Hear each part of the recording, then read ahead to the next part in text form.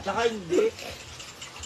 Sinira mo na ang buhay mo sa pandikit mo sa Brendang yan. Sayang kang bata ka, pagtawanan ka lang. Ano na lang sabihin maging asawa mo kung nalaman niyang titi mo, pinasok mo pala kay Brenda. Mag-isip-isip ka hanggat maaga pa. Ito lang masasabi ko sa lahat ng mga lalaking natikman ko. Nakatulong ako. Lalong-lalong nasa lahat. Kung pwede, kung may tawag lang sa akin, ako ang nag-iisa, hindi pa nag-iisa, lahat kami mga bakla, o ako, magkasabi ko talaga, na meron kaming scholarship na tinatawag. Scholarship. Ang dami ditong mga lalaki na nag-aaral, na hingi ng pera sa akin, sa aming mga bakla. Walang maitulong ang kanilang magulang dahil single parent, broken family. Every other day, O diba? May foreigner na siyang asawa. O diba? Foreigner, ay crush ka niyan, gusto ka niyan. May bae ba maganda, tapos meron siyang foreigner na asawa. Kapag ganyan may babaeng ano,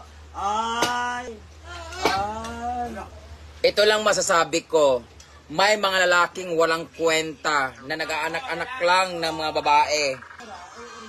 Asa na mga nanay at mga tatay ng mga anak na nagpapasubo sa amin na walang maisupply sa kanilang pag-aaral ng mga anak. Sa amin, sa akin. Kaya kayo, magsasabi kayo na sinayang nyo ang buhay ninyo.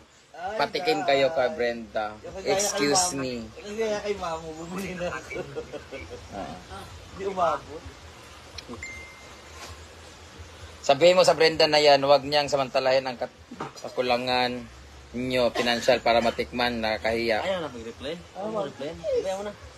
Ikaw, kung may problema ka sa akin, huwag mo siyang idamay.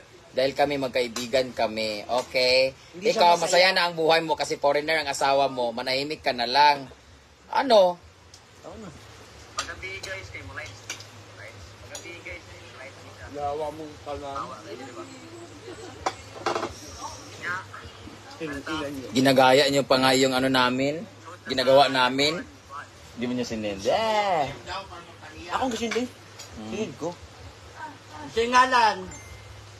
Singalan. Huwag mo kasi binabasa kasi. Sabihin mo sa Brenda na yan, huwag niyang samantalahin. Tanggapin mo na lang na pera lang habol sa'yo. Kung wala kang pera at sitsura yan, tingin nalapitan ka ng mga taong yan na mag-isip-isip ka naman. Okay po, thank you. Pabayaan mo na. Hindi. Pangalanan mo. Okay po, ma'am. Thank you so much. God bless.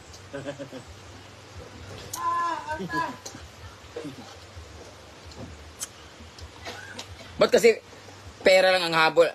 Pera lang ang habol mo. Ikaw ang dinudge siya, hindi ako. Yan. Hindi kasi, tanggapin mo na lang na pera lang habol sa'yo. Kaya nga, tanggapin. Ikaw nga. Ako nga. Kaya nga. Tanggapin ko na lang daw ng pera lang ang habol sa akin. So pera lang pala habol mo sa akin. O, di ba? Hindi ikaw ang masama. Kasalanan ko bang mapera ako? Wala naman akong pera. Ang palit-palit ko. Wala akong pimpa. Guys, What do you mean na? gusto ko sabihin, ikaw nga, nag-asawa ka nga ng foreigner dahil pera lang din habol mo.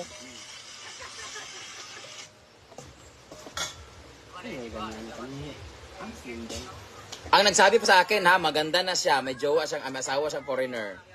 Bakit kayo siya nagjowa ng foreigner? I'm not judging anybody, pero kaya nga tayo nangimpalad sa ibang bansa, makajowa ng foreigner para lumuwag-luwag yung bulsa at pati yung bilat. So, ganun. Good morning! Ay, sabi mo sa kanya, ma'am, pera lang bahabol ko sa kanya. Ikaw nga, may foreigner ka eh. Pabayaan mo na.